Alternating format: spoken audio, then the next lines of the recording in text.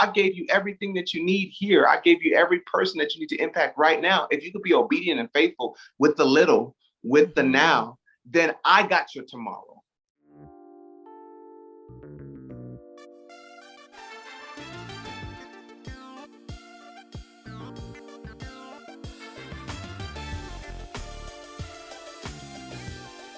You're listening to the Redefining Wealth podcast with Patrice Washington.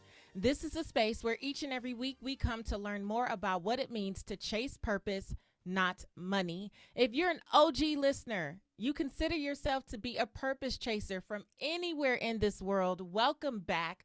I am so excited to have you. And if you're brand new, make sure you stick around. You are going to love this community. Here's what we believe and here's what we know to be true. Wealth is so much more than just money and material possessions. We believe in the 12th century original definition of wealth, which says it's about the condition of well-being. And so every week we unpack what we call the 6 pillars of wealth, and we look to find the other areas of our life that are impacting our finances, even when we're not thinking about it. So if you're brand new, subscribe now. You're going to want to go ahead and do that. And also check out patricewashington.com/start here so you can be introduced to the truth about wealth. Now, in today's episode, I am so excited. I sat down with a spoken word phenom, Ezekiel Azonwu, and we discussed the X factor. This is so good, you guys. It's about how to get to success and overflow in a way that many of us struggle with. And he says that when you get this down, you will literally defy science. This is so good. Listen, before we jump into the episode, though, let's get to the affirmation of the week. You know, you got to speak positivity into your life, into your day.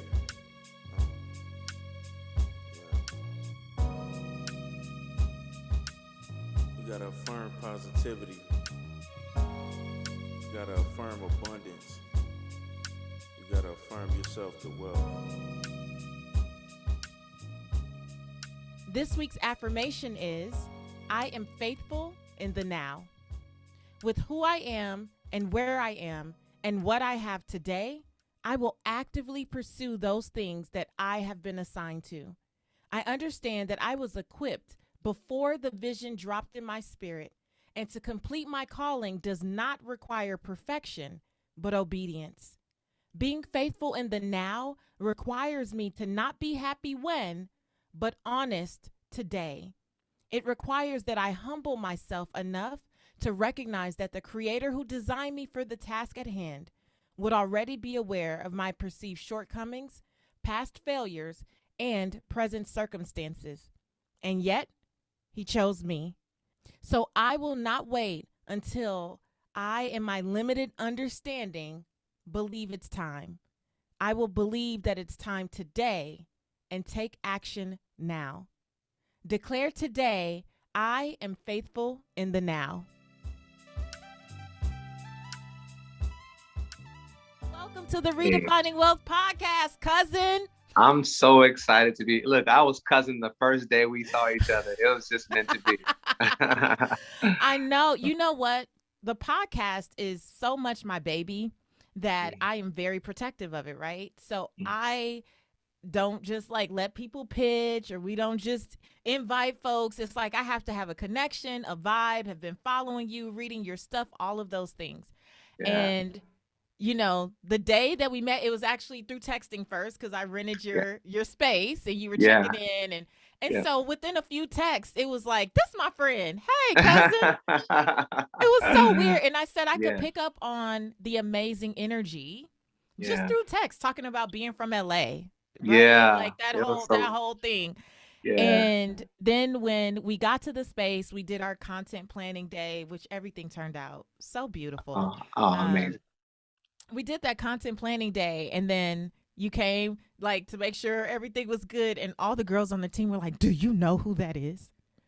Do you know who that is? I'm like, what is happening? That's the man that rented us the space. That's my cousin. He might be cousin today, but I have no idea. And so the whole way that it all came about was just so divine.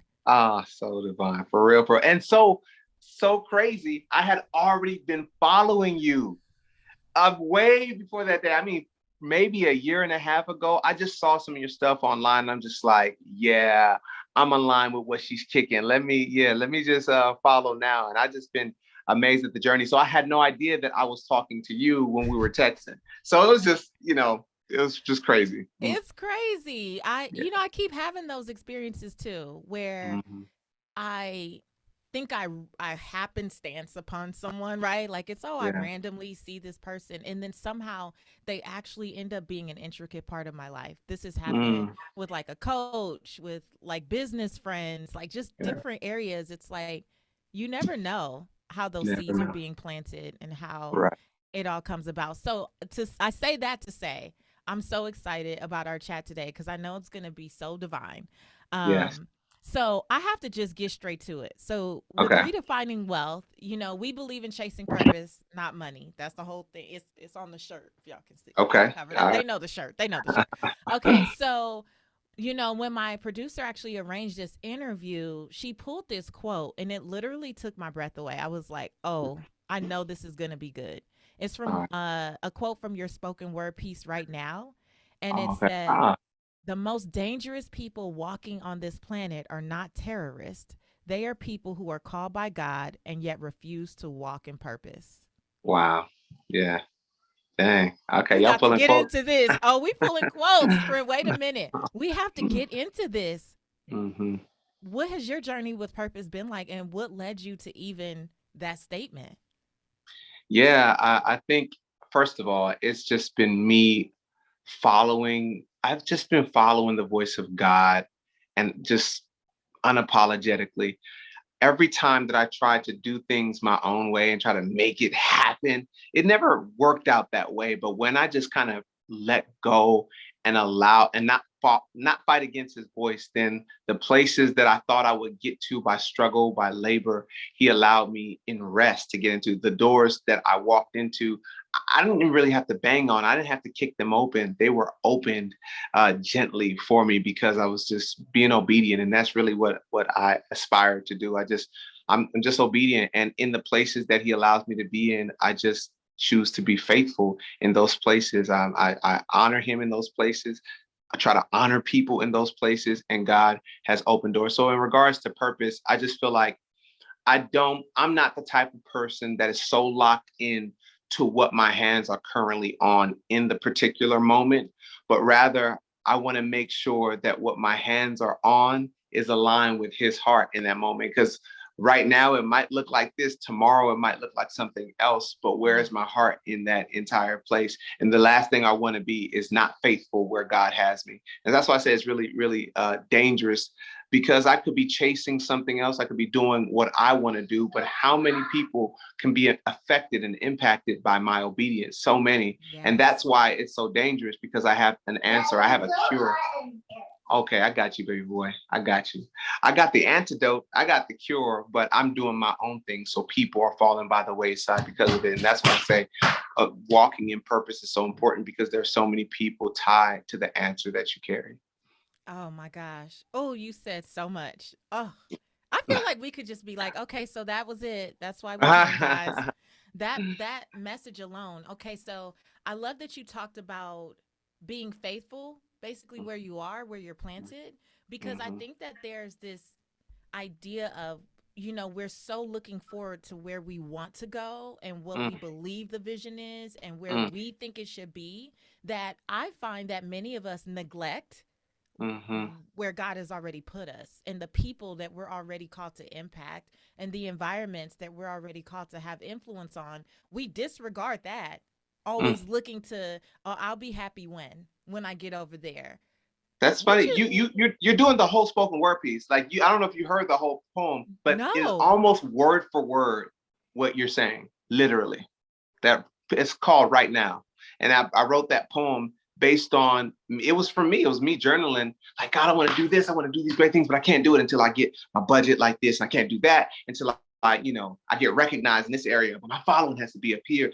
And God sat me down and said, wait, but what about your children? They don't know how much I love them right now through you. What about your neighborhood? What about your current church? What about the things you got your hand on right now? Are they being fully impacted?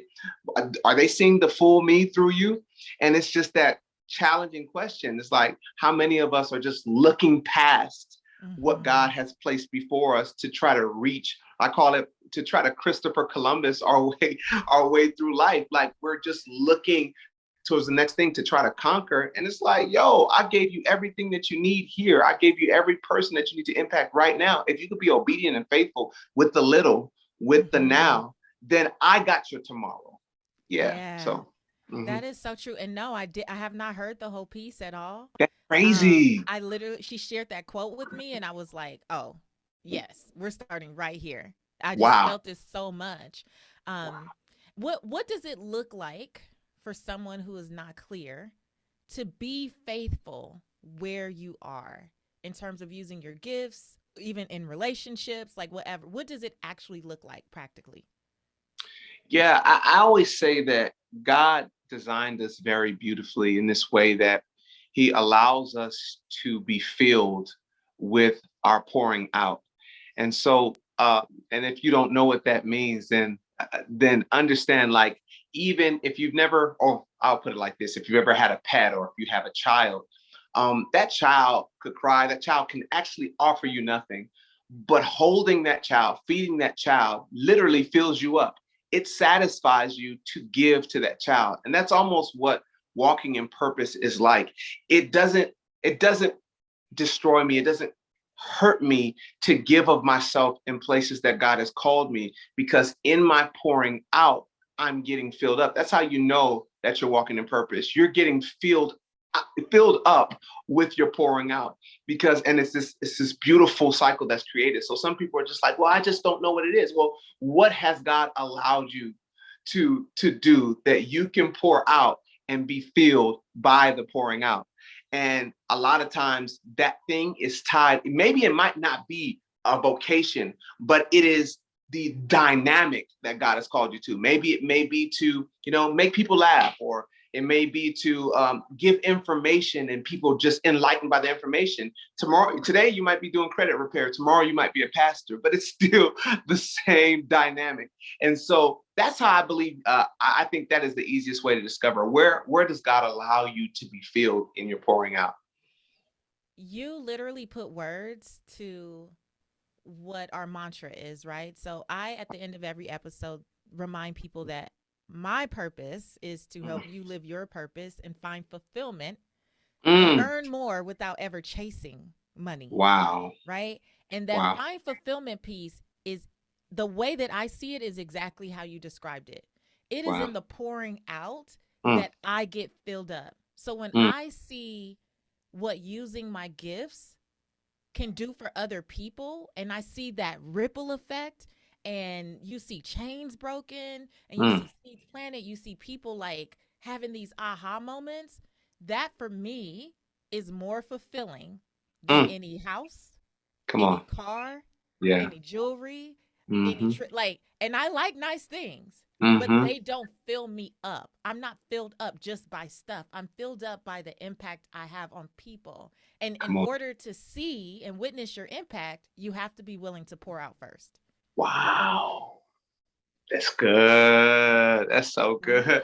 That's so good. That's straight up. So obviously, we just been Siamese twinning it just at a distance. That is so good. That is so good. And I've seen, some of the impact that you've made, and it's just so amazing that, I mean, this is how you're able to move past hard days.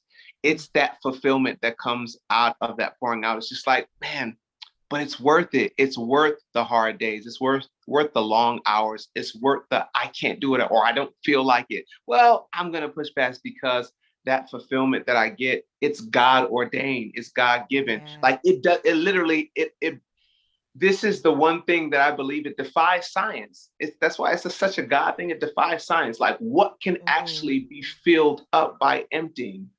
And it's literally it's the God dynamic. He sent his son, but the Bible says it pleased him to bruise him. Like, come on, like this is God's stuff. It's a God trait of ours that he's given us, the ability to be willing to give ourselves in to get something in return that money can't buy. Like, and so it makes me excited. Oh my gosh. Oh Yeah. my gosh. When you said defy science, I Hmm. felt that thing. Like Yeah. I felt that Yeah. thing. It's so Uh-huh. true. It's the reason too. Sometimes I find it really, really hard to try to explain Mm. some things to people. I really do believe that God is always speaking to us in so many different ways. In Mm. so many different ways. Oh yeah. And you try to explain to people what leads you to do certain things because I believe a lot of my success has not been very logical. Come I'm on. very clear that there's been no logic to it. So even though I support women, mostly women through my business coaching, the thing that I often lead with is like you got to learn to hear God for yourself.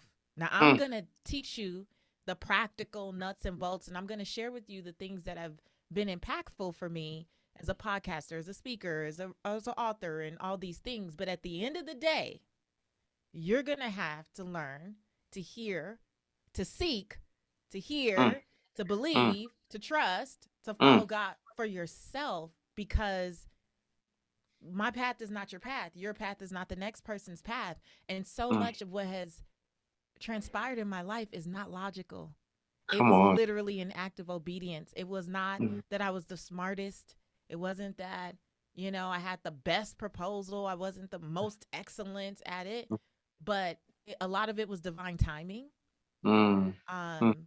There were divine relationships. There Yes. were divine encounters, like randomly meeting you at the, Ah, yeah, like choosing a absolutely. place on peer Right. space and ending up Right. selecting your space for that Right. day when you could come and my girl happened to And be there and see you I'm and never there. I'm never on location. I have my hosts that usually run the location. I'm usually never there. That's so crazy to me.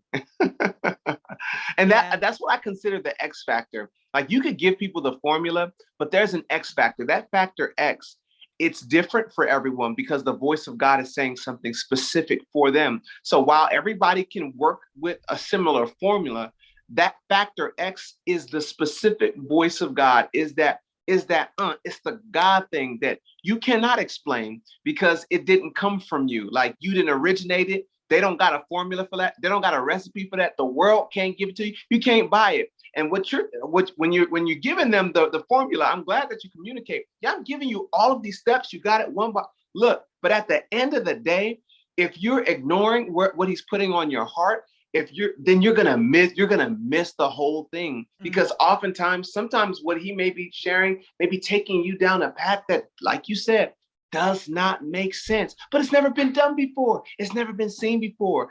No one's gonna that voice of God is that X factor that changes everything.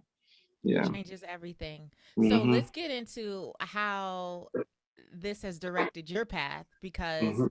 I know we have the spoken word background and the poetry, and then there's also the content spaces, and then Yeah. there's also the relationship piece. Oh man. How do you how did you even see all these things coming together? Did you see it? What was your path? Yeah. That's another, like, this is one of those things that is just really really hard to explain, and I just feel like sometimes I really feel that God literally orchestrates it and he engineers and he sits back and says, yeah, I knew that was happening. But a lot of this stuff I couldn't even dream up if I wanted to. If I had the perfect dream, if I could orchestrate it my way, my dream would have fallen short Mm, of what God has done. And I think that there has been, just like you said, a lot of divine relationship. When I first started with the spoken word, at first I was rapping, and then I was introduced to the idea of spoken word by this group. They did a really amazing job at it, and I had a friend in that was part of that group. And I was just like, man, I'm just blown away by what you guys do. And he said, man, you could do it. I laughed because what I saw them doing was just so far beyond what I could ever imagine. He invited me to perform one day for their event. I wrote a poem, and I thought that would be my first and last poem.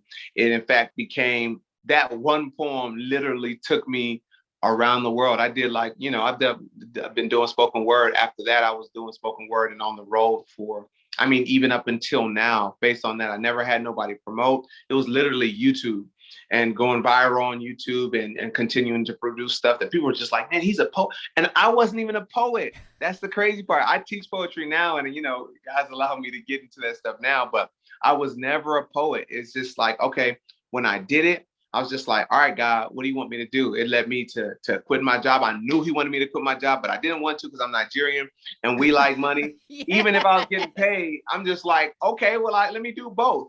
It led to like a guy had to shut it all down, and I had to listen to his voice a couple years later with the poetry tour.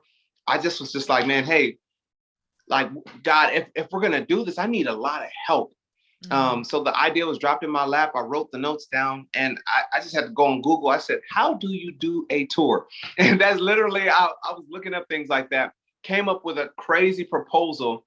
I have to describe the proposal to some people one day, which I literally was able to, everyone I wrote that proposal to responded favorably. We did a tour with no money in the bank. Like literally, it was hood. It was ghetto. That first year was kind of ghetto. But we sold out every city that we went to. Wow. First time, just ghetto. And then after that, it got better and better and bigger and bigger. And people were just like, but how? Like at the time, those friends of mine, I didn't know, but happened to be, I guess a few years down the line, the most demanded and respected poets, Christian poets in the world. And that's just like, how? Like, we look for poets and we do auditions now, and it's so hard to get people of that caliber, and they're doing all great things right now. So how did I become friends with them in that particular moment? That part I can't tell you. And so how did I do it? Well, I really honor God. At the time, I was faithful at my church. I did, nothing was beneath me in a sense where I really wanted people to get to know God. I really did. The reason why I was rapping in that particular way is because when I was rapping, people were bobbing their heads to the beats and not listening to the actual words. So I said, I'm not going to do it with music. And that's what got the attention of the spoken word people. And so it's just like, okay, you got to really look at your heart. What are you doing? Why are you doing it? Because I could have just said, well, y'all gonna get these beats because I'm trying to be a rapper. But I'm like, nah, I'm just trying to I want to change lives. I want to do what God has called me to do. And those doors were just open organically. Mm-hmm. How I ended up in a content creating space happened because of me getting my promotional stuff together. I started the spoken word tour, and we needed locations to film for artists. And I'm just like, man, I see other people having these spaces. I'm into interior design. I'm like, I can do it too. So I just stumbled into it like a hobby, and now it turned into a full-blown business. We're on our third one. I'm about to open that one, and we're working on a fourth one. And so it's going crazy right now. So I don't have a formula. The X factor. That's all I can really promote. The X factor. I think obedience is the X factor. That's good. Like that's trusting. Good. Because a lot of us here, we just don't do anything with it. Wow. So you could have heard, remove the music so that they hear your words and then had a rebuttal. Well, people not gonna want that. What people like to do is bob their head. People don't like to listen because that's what we do, right? True.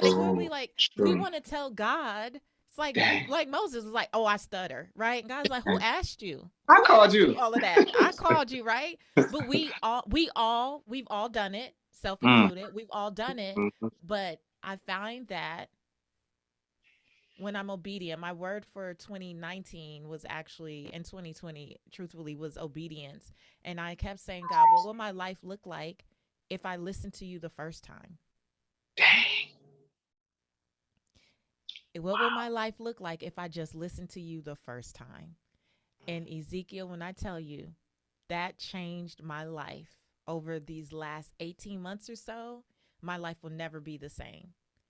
Even when obedience requires me to be still.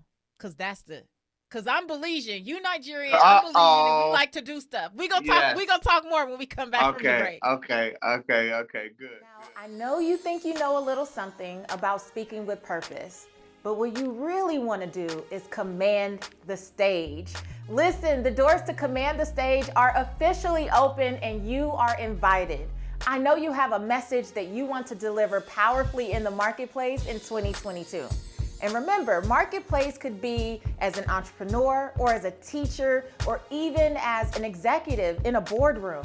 If you don't know how to tell a story with purpose, with conviction, then you will never move people to action.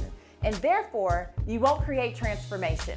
So, stop waiting, stop hiding, stop being afraid to tell your story. Join me for Command the Stage, and I will show you my framework for what it means and what it takes to truly deliver authentically and powerfully and magnetically.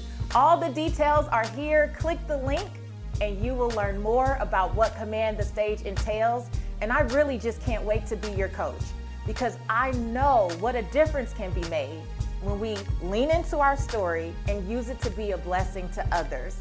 I just want to show you the way, so join me for Command the Stage.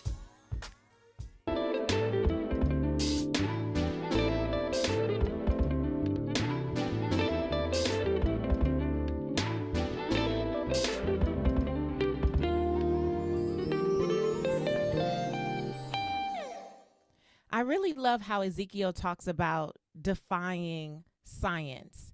I really believe that when you're leading a purpose-driven, spirit-led life, that there are so many things that are just not going to make sense. But when we lean in and we trust, it ends up making all the sense in the world.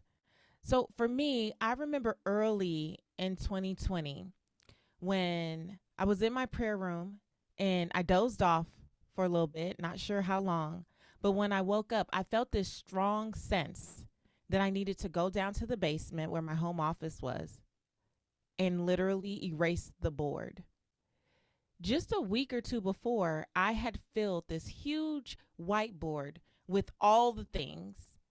I had learned so much in 2019 about funnels and about launches and about all these different ways that I could run my business, all these different strategies and techniques. And I thought I had it all figured out. I mean, this board was filled with programs, with offerings, with new opt-ins and all types of things. I had arrows going every which way, what led to what. Things were color coded. I mean, I took my time and I thought that I had the ultimate plan. And early in 2020, before we really knew what 2020 was going to become with the pandemic, I heard that voice, that still small voice. I felt that urge that I needed to erase the board. And I came downstairs and literally erased the board. And it wasn't too far after that I'm in the shower one day and I get this download about what will become Command the Stage. I feel compelled that I'm being called to train up the next generation of transformational speakers, like to teach light workers about how to truly tell their story and use their voice so that they can connect with the people that they're called to serve. And I had never thought about training speakers. It had never crossed my mind that I would be someone to take people through a framework that I hadn't even thought about. It was in the shower where I started to get all these glimpses and piece together all this stuff about what had made me a better speaker over the years. What was different about how I told my story versus how I even sit in audiences and watch other people tell their stories.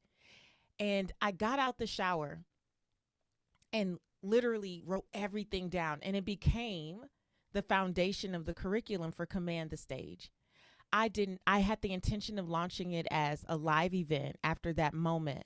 And so I booked a hotel. I shared about it on live. Before I booked the hotel, I just shared about listening to the downloads and the people that flooded in saying, well, when you do that, I'm ready. And how that just created this momentum. And I'm sharing that because so often I think we ignore those voices. We ignore those hunches. We trust information over our own intuition. And that intuition is usually God-given, I believe. I believe that thing that's stirring up in our belly is usually from some higher source, a higher power that's leading us in the direction of what's next. But when we are so filled with information, when our board is so filled with what we think is the thing and the plan, many of us miss out because we're trying to hold on to that plan above that still small voice that is guiding and leading us, that X factor that is always going to be the thing that's so different than what anyone else can do. And I think about Command the Stage and what I see the alumni from that program doing every day, how they're making such impact on podcasts and they're speaking on physical stages and how it's improved their programs and their launches and the things that they're doing. And I can't believe that I can believe it, but sometimes it still really like shocks me that what was a thought in the shower has become, I believe we're at about 160 people in the last year and a half or so who are out there doing their thing. And what a blessing it was to my business. And what a blessing that it actually replaced probably 3 or 4 things that I was going to try to force to make happen and that would require me to be stretched so thin. It actually streamlined so much in my business, and it's leading me more towards the peace and the ease and the grace that I say that I want. Because to be honest, that whiteboard was chaotic. It looked good and it was pretty, but it would have required over and beyond what I actually had the bandwidth to really do. And so, what's going on in your life that if you trusted, it would allow you to use your X factor and defy science?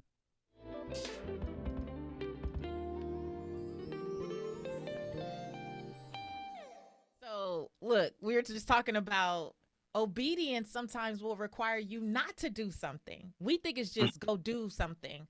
But I've had times when God was like, you better sit down. You better sit down. And I'm like, no, but I know what to do. I know how to push this. I know how to make it happen. I know how to market this. I know how to throw this event. I've done it before. I could do it bigger. I know more people. I have more money. I have more access to resources. I can do this. And the Holy Spirit was like, and who asked you though? Sit down. Now that's where I've been learning. Don't let me tell you about a story where God sabotaged me and my plans because I really just did not want to. I wanted to just enterprise that thing to the fullest extent. And God is like, nah, do it my way.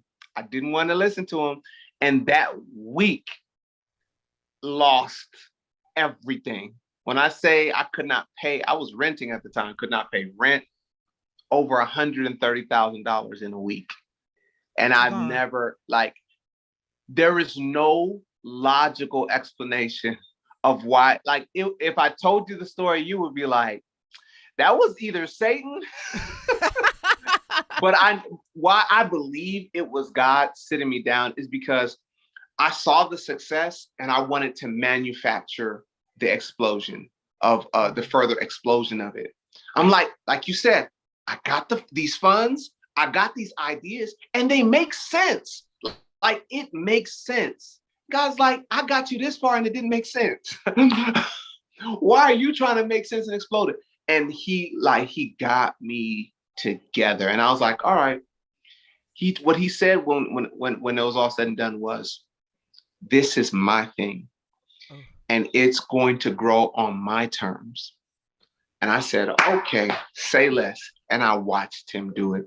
I allowed myself to literally play second fiddle, sidekick, and let him grow the thing organically his way. And it grew better and bigger than I could have planned it. So, yeah. Absolutely. Oh, that's my story over and over again. Okay, so let's get into how you added the relationship piece. Where did all this come from?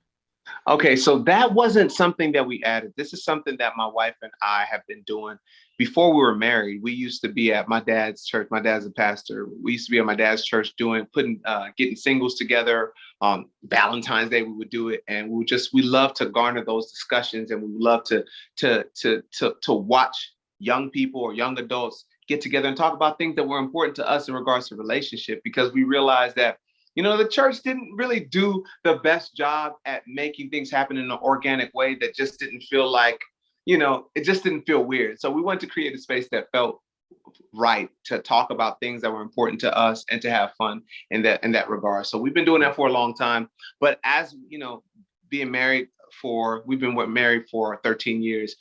Along the way, we've been seeing so many people celebrate my wife and myself, and we're just like, man, they're celebrating us and they don't know the story. They don't know like they don't even know the fullness of who we are behind the scenes, and they don't know our friendship. They don't know, the hills, the conflict resolution that we had to learn, the therapy that we had to end up going to. They don't know the full story. We're like, we want to open up our lives and give people access to that, but more importantly, give them resources. We want to show them that we don't have these perfect lives that our pictures might make it seem like, but we actually want to give you the real, and we want to show you the grace in it, and we want to show you that it's possible. And so our heart is for singles. Every time singles get around us, we're always thinking of ways, hey, look, where you at? You want to be married? Okay, let's talk.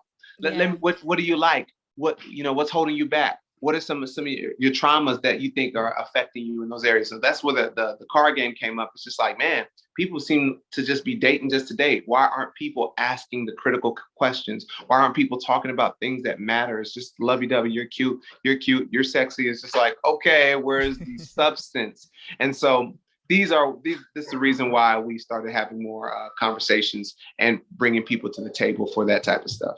So what I love about this is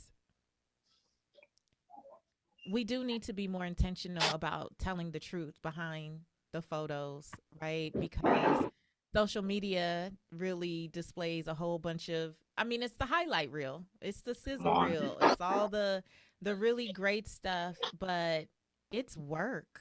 Yes. It is so much work. Mm-hmm.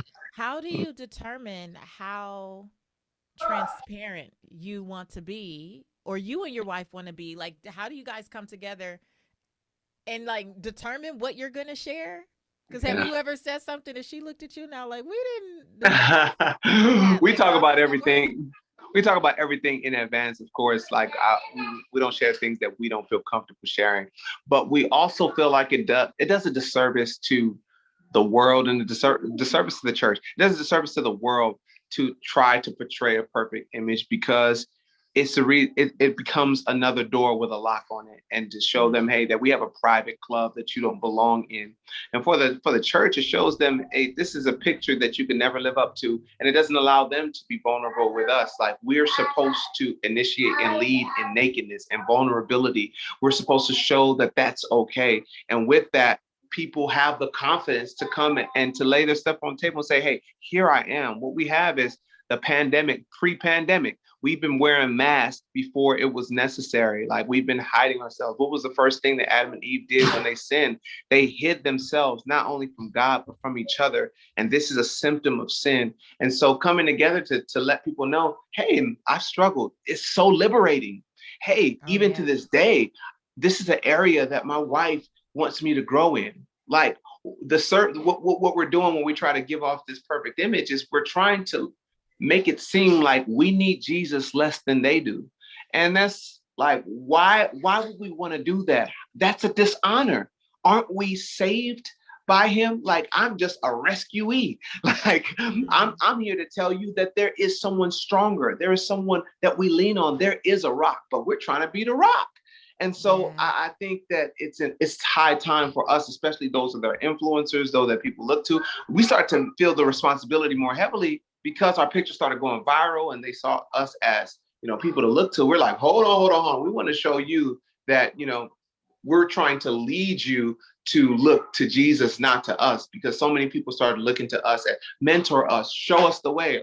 I'll show you the way, all right. But Yeah. yeah, so. So I can hear the women in this audience, because we're like 88% female at Oh Redefining yeah. Wealth. And so I can already hear the women going, that's great. Ezekiel sounds like he's really into personal development. He's really into his faith and all those things. But this dude, that I got right here, he won't even listen to a podcast. He won't even Wow. listen to a sermon. He won't read the books that I buy. So I know that you're the co-host of the Band of Brothers podcast, and you do your Yeah. IG Live Bible studies, and that's a focus on men in particular, Mhm. right? Yeah. And so what advice do you have for women who are like, I'm doing all the work, I am investing in myself, in my personal development, in my growth, and the person, whether that be a man that I'm interested in or my husband, Mhm. he not doing it, bro. He not doing it. Yeah. What we gonna do? Yeah, I think that that's a super layered question, but my first bit of advice is don't stop. You don't ever arrive when it comes to personal development. You're always learning and you're always growing. So that's one.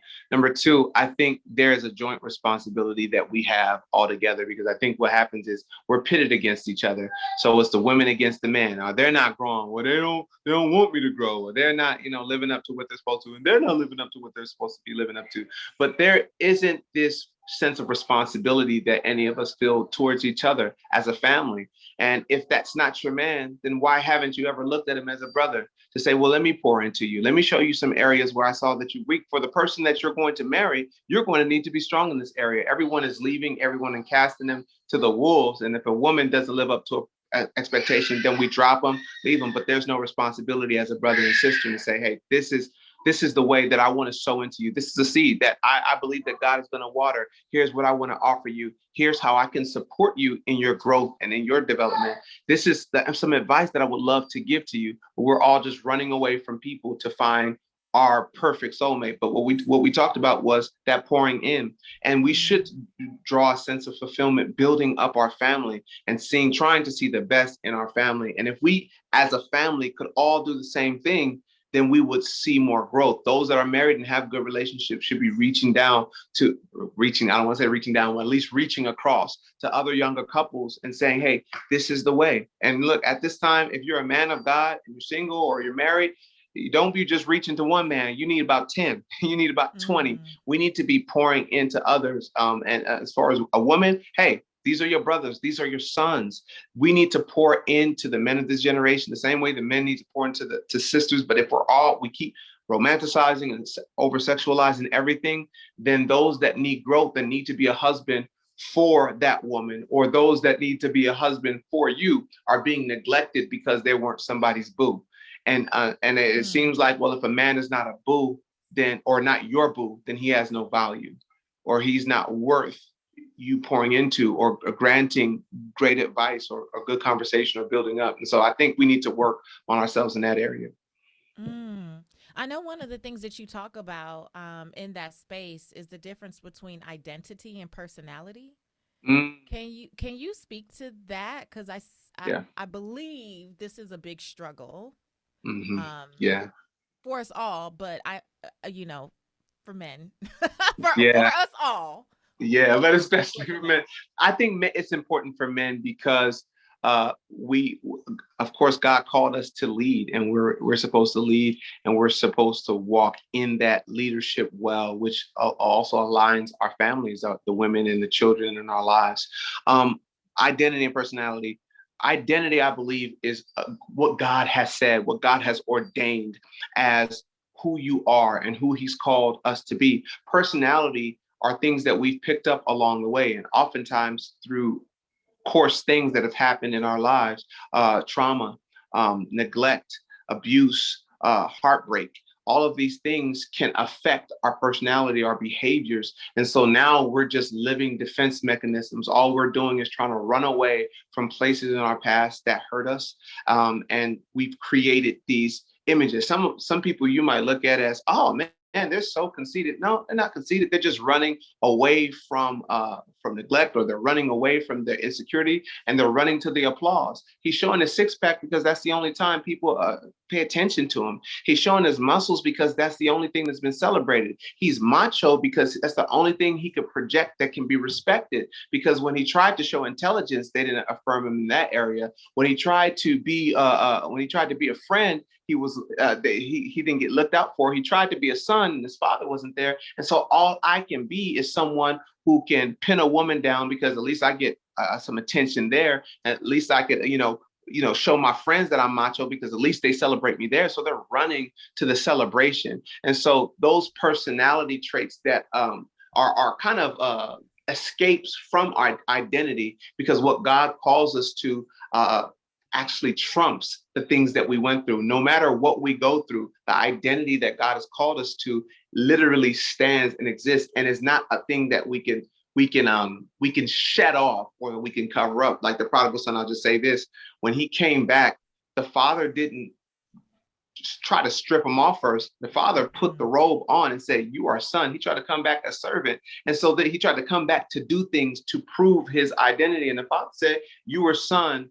As long as you're in my arms, you're son. Like, as long as you're with me, there's nothing that can change the fact that you're my son." And I think us doing our own thing, and us running away from the issues that we have, tried to convince us that we are our desires, we are the things that have happened to us, we are our conditions. But God is trying to remind us that we are his son first. No matter what title we acquire, no matter what title or name has been given to us, we're his sons first. So yeah, I'm really passionate about that stuff. Oh, I love it. I love it. And I had to write it down, that running to the celebration. So in my work, in my neck of the woods, I see this so much in terms of finances, right? So I see it so much where men will, to the detriment sometimes of the family, spend money on the cars and the dressing up. And like you said, wearing the mask, pre-pandemic, wearing the mask, putting on the facade that I have all the things, and and I'm really doing it, but really secretly they're riddled with debt. Come on. And they've taken their families to the brink of bankruptcy multiple times, or all these different things. But when you said running to the celebration, because when you can, like, oh, bro, look at the fit, look at the Yeah. whip, like, Yeah. look at the zip code, the Yeah. fit, the whip, Yeah. the zip, like, Right. right? Yeah. Look at All all, right. look at the Okay. stuff. See, I might Yeah. be a small There you rapper go. here myself. Yeah. I a little Yeah. gift now. Um, but that makes so much sense, and I'm thinking about a few people that I know in particular. And when you said try to be a son and it Mm, wasn't received, or mm, mm, tried to be a friend and ended up mm, with friends that took complete advantage of them. And mm. Yeah. it's like, okay, I think you probably, I don't know about all the other women listening, but you made Mm, some things make sense just now. mm. That I'm running grateful to the to hear that. celebration. Oh yeah, Yeah, that's the big thing. the big one. I Yeah. also know that a part of a series that you were doing was about God's original intent. Yes. Yeah. Can you just drop a little piece about why that series?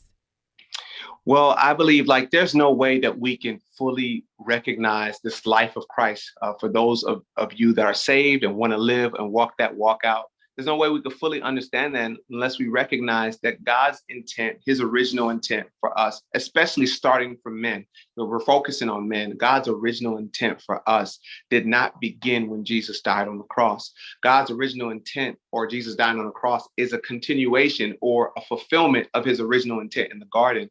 What Christ has done is he has literally brought the garden back in him. And so what happened in the garden? Well, in the garden, man had uninhibited fellowship with God, and there was nothing that kept man away from God. Man could communicate. Man had intimacy with God. Man was before each other, and they were naked before each other, and they were not ashamed. And so there was authority, there's dominion, there's all of this that God has established. The man was walking in the image of God, knew it, understood it, and was able to embrace it. Man walked in their responsibility, and they were able to do what God has called them to do, and to steward what God had given them with no issues. But when sin came, it corrupted. It caused this separation, but not only this separation and caused them to leave Eden, but this identity was disrupted. And so the dominion that God had established, and now man loses sight of what that dominion looks like. And more importantly, work, the idea of work became disrupted. And so now I'm working to attain this I'm working to attain, like you saw all throughout scriptures, man started to work to attain favor with God. Man tried to use their own hands and what they did to establish relationship with God, establish identity. And so all of it was the basic curse was the ground is cursed because of you. The ground that used to be a place that gave life, that gave sustenance, now is the place that they will go to and have to work to get daily sustenance. And they would still never be filled, and they'll continue to do it until the day that they died. So the place they used to go to fulfillment will no longer fulfill them. And so now we see all of these cycles in our lives when we go to our relationships and we go to that for fulfillment. And now that seems like it's cursed, it comes up dry. And so the curse in and of itself should have been the route that led to the place that we realize this is not enough. Only he is. And that's why Christ is the fulfillment of that, because now that the ground is cursed, we can now take this path to see this place that led us to death is leads us with no choice but to cling on to Christ that leads us to life, because now we don't have to work for our relationship in him. We don't work for intimacy with him. We don't work for identity. We have that in him. And so it's a beautiful re-understanding of this idea of God's original intent and his original design is now made possible again in Christ. If any man is in Christ, he is a new creation. What is a creation? It's what God did in the beginning. We get to access what God did in the beginning when we fully embrace Christ. So, yeah. Yeah. So in that, is there a difference or a distinction between someone thinking about, I want to live my God-given purpose versus God's original intent? Like, does that make sense? You said, like, is there a difference between understanding or absorbing this idea of like walking out my God-given purpose and it being in alignment with God's original intent? So that doesn't change. What changes is what we think it requires to access it. So the curse made us believe, or has driven us to a place where we believe that our hands can produce what we need.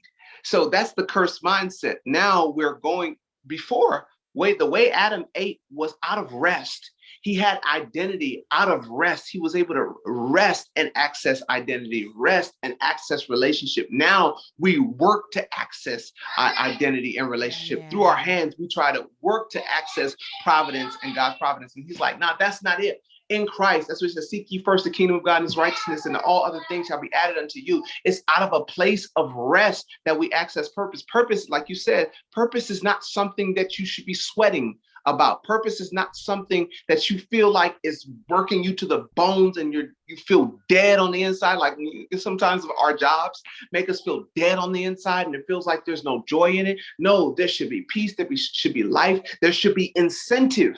I'm going to give just a little tip on incentive. God is such a good God that everything that he decided should be purposeful should always have incentive. That means we should enjoy everything purposeful that he wanted us to enjoy. He made fruit have a taste for a reason, because he wanted us to eat, because we need to eat to survive. So there's purpose there. But he's like, I don't want you to just eat tasteless fruit. I don't want you to just eat it and it be bland to the tongue. So I'm going to give fruit taste, and I'll also make it good to the sight. God didn't have to do it. Could have been mush because we just needed to get by. But it's like, that's not what I want to do. I want to make it look good and taste good, because everything that's purposeful, I want to incentivize it. Same thing, be fruitful and multiply. He didn't just make the sexual act something that no one enjoys. It's like, I'm about to give you 5,000 nerves. I'm gonna give you 9,000 nerves. And I want to encourage you guys to come together without speaking. That incentive is in the pleasure. And so when God is calling us to purpose, he's not calling us to a place of sadness and brokenness and dissatisfaction. It is a place of ultimate joy. The Bible says that he endured with joy, knowing that the end result was something that would fill him and complete him. And so purpose shouldn't be something that we're sad about, shouldn't be something that we're sweating about and we're laboring for, but something that we enjoy and engage in from what rest, and that brings pleasure to us. Yeah. So good. That was Yeah. so good. Okay, before I Yeah. let you go, I have to ask you really quickly what we call redefining wealth rapid wisdom questions. Uh-oh. You're just going to tell us the first thing that comes to mind, okay? Okay. Okay. How do you define success? Oh man. Success is actualization, is getting it done. I would call it that. Success is getting it done, reaching the mission, reaching the target, but also reaching back to poor people that you came from. Is actually getting in touch with people that you left from, not leaving people behind. Mm. Define wealth in 3 words or less. Wealth. Okay. Legacy, impact, and purpose. What's one book that has helped you redefine wealth for yourself? Oh man, the OG, Rich Dad Poor Dad. Oh, good. Robert Kiyosaki. Okay. Yes. Fill in the blanks. My name is, and to me, the truth about wealth is. All right. My name is Ezekiel Azonwu, and the truth about wealth is there is an X factor, and the X factor is obedience. Woo! You better bring it home. You better tie it all in. I love it. Ezekiel, cousin, thank you. Hey, thank you This so much. was so good, and I know it's going to be such a blessing to so Yeah, many. Thank you so much for lending your thank time, you. your gifts, your voice to this podcast.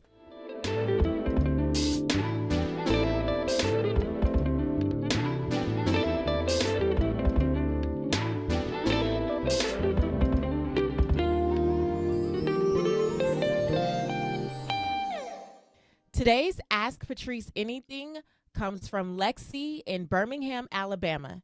She writes, I find it difficult as a multi passionate person to focus on just one thing.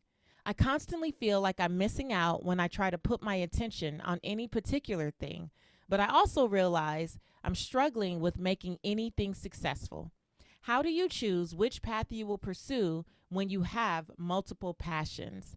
Lexi, I get this question all the time in Purpose to Platform. It's one of the reasons I ended up adding a clarity coach to the program out of the 6 coaches that now support me in Purpose to Platform, because we encounter so many folks who are multi passionate.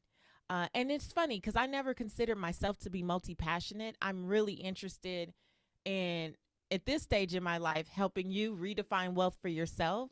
But even those of us who happen to be gifted in multiple modalities, so I can be a podcaster, I can be a speaker, I can do media, I can do brand work.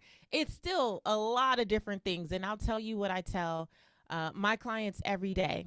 This is not about I have to choose one thing and everything else goes to the wayside.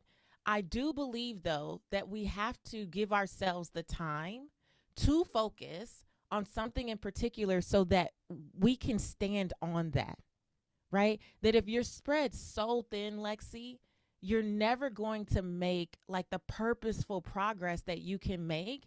And I think that sometimes we have to just discipline ourselves, give ourselves a timeline, and be more intentional with the activities that we're doing in a shorter period of time. Because for ourselves, we need to see it become successful. We need to see it stand so that we can then add those other things, right? Because we don't want to have several wobbly things going on in our lives. We don't want to have several ineffective streams of not income, but hobbies, like just things going on that are keeping us busy. Something needs to foundationally be the thing that is going to support everything else.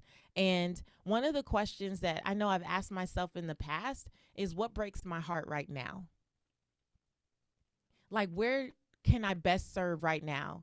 Or what is the thing that I can do without gatekeepers and without waiting for other people to validate me, without waiting for other people to choose me? Let me go and pursue that thing, get it to a place that it can stand on its own. And then I will add all these other things that are in my vision, things that I'm thinking about. But it's really hard to pursue multiple things at one time. And what I love about this particular podcast episode is Ezekiel has his hand in several different things. But I think when you look back at his story, first he became more foundationally known for the spoken word piece. And then I believe what the relationship piece that he really launched with his wife that has really grown phenomenally. And then this, the content spaces that he rents out, which is how I met him. He's multi-passionate and he has multiple streams of revenue, and all of these things are working. But I would assume that first he kind of did a deep dive into what would make that spoken word piece successful, and then he used that to leverage. He leveraged that success, he leveraged that notoriety, he leveraged his name right by then, and I'm sure his finances to start to build those other parts. And I think sometimes we feel like a no right now is a no forever, right? But the truth is that everything that's permissible is not beneficial in every season. So in this season, what if you literally did all you could do in the first thing and just kept notes and kept record of all the other things you wanted to do, and then look for the places, right, where you could start to add things and give them an opportunity to build their own legs and stand as well. So not right now is not a no forever. But what is that one thing you can be faithful with for the next 30 days, for the next 90 days, for the next 6 months or 12 months if you have to, knowing that as soon as I get this thing standing and really working and really flowing, I will be ready to add the next layer to the vision. Nothing wrong with that. It doesn't all happen overnight. So I hope that helps. And if you have a question you want to submit for Ask Patrice anything, go to patricewashington.com/Ask Patrice. That's patricewashington.com/Ask Patrice. Listen, this episode has been absolutely phenomenal. I will be back next week with the last episode of season 6 of the Redefining Wealth podcast. I'm going to talk to you about my word for the year and the journey that has taken me on. Until next time, I just want you to go live your life's purpose, find fulfillment, and earn more without ever chasing money. Talk to you later.